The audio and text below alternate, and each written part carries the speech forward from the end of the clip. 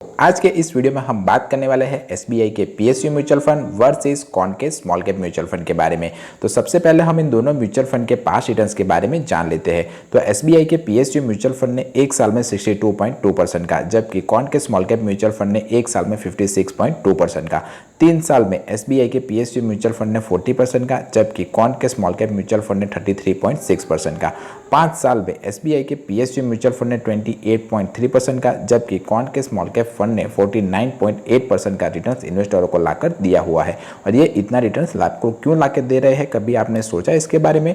तो एसबीआई का PSU mutual fund एक सेक्टर म्यूचुअल फंड है। वो शेयर मार्केट में जो पीएसयू सेक्टर है उनमें इन्वेस्टरों के पैसे को निवेश करता है। अब सेक्टर म्यूचुअल फंड होने के कारण ये काफ़ी ज़्यादा रिस्की म्यूचुअल फंड माने जाते हैं। उसी तरह से जो कौन का स्मॉल कैप म्यूचुअल फंड भी है, वो शेयर मार्केट में 250 के बाद की जो नई और इमर्जिंग कंपनियां होती है उनमें इन्वेस्टरों के पैसे को निवेश करता है।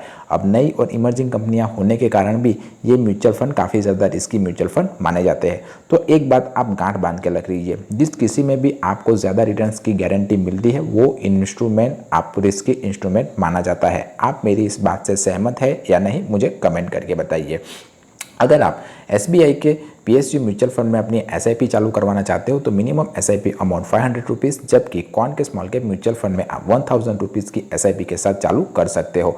बात कर लेते हैं एक्सपांस रेशियो के बारे में। जिसे नहीं पता कि एक्सपांस रेशियो किसे कहते हैं, तो जो एसेट मैनेजमेंट कंपनियां होती है वो हमारे पैसे को मैनेज करने के लिए हम ही से कुछ फीस चार्ज करती है और उसी फीस को वो एक्सपांस रेशियो के तौर पर हमें बताती है। तो एसबीआई के पीएसयू म्यूचुअल फंड का एक्सपांस रेशियो 0.73% है, जबकि कौन के स्मॉल कैप म्यूचुअल फंड का एक्सपांस रेशियो 0.64% है।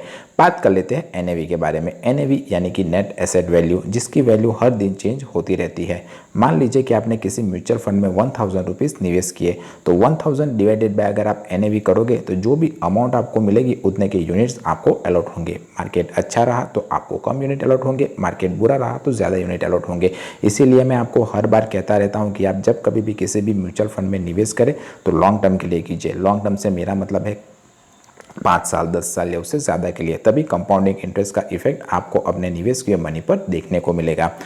दोनों ही म्यूचुअल फंड 2013 से कार्यरत है। और अगर दोनों की फंड साइज़ की बात करें तो एसबीआई के पीएसयू म्यूचुअल फंड में 4851 करोड़ रुपीज़ लोगों ने लगाए हुए हैं, जबकि कौन के स्मॉल कैप म्यूचुअल फंड में 25,535 करोड़ रुपीज़ लोगों ने लगाए हुए हैं।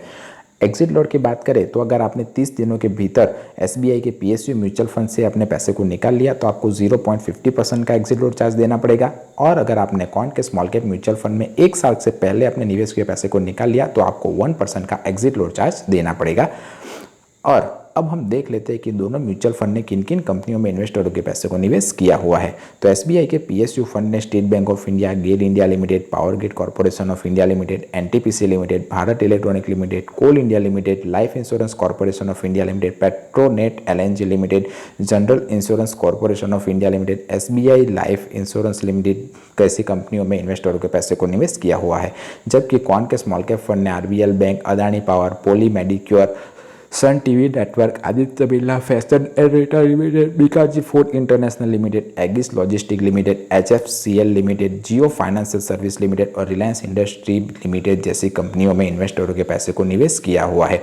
मिस्टर रोहित सिंपी एसबीआई के पीएसयू म्यूचुअल फंड को मैनेज कर रहे हैं, जबकि मिस्टर संजीव शर्मा कौन के स्मॉल कैप म्यूचुअल फंड को मैनेज कर रहे हैं। एसबीआई की एएमसी 1987 से कार्यरत है, जबकि कौन की एएमसी 1996 से कार्यरत है। एएमसी यानी कि एसेट मैनेजमेंट कंपनी, यानी कि जो भी म्यूचुअल फंड का संभालने का काम जो कंपनी करती है वो, और इन म्यूचुअल फंड के ऊपर जो नज़र रखने का काम करता है यानी कि जो कस्टोडियन है वो एसबीआई पीएसयू म्यूचुअल फंड के केस में SBI SG global security service private limited है।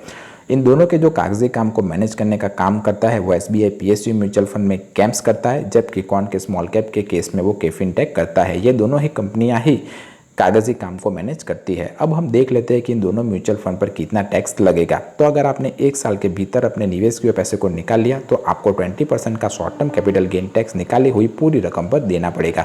जबकि अगर आपने 1 साल के बाद अपने निवेश किए पैसे को निकाला तो आपको long term capital gain tax 12.5% का देना पड़ेगा और उसमें से भी आपको 1,25,000 का अजम्पशन मिल जाएगा। अब आप मुझे बताइए कि ये टैक्स सबसे पहले कब तक एलटीसीजी टैक्स कब इंट्रोड्यूस हुआ था। वीडियो पसंद आया हो, इन्फॉर्मेटिव लगा हो तो वीडियो को ज़रूर लाइक करो, चैनल को सब्सक्राइब करें। मिलते हैं अगले वीडियो में, तब तक के लिए बाय बाय।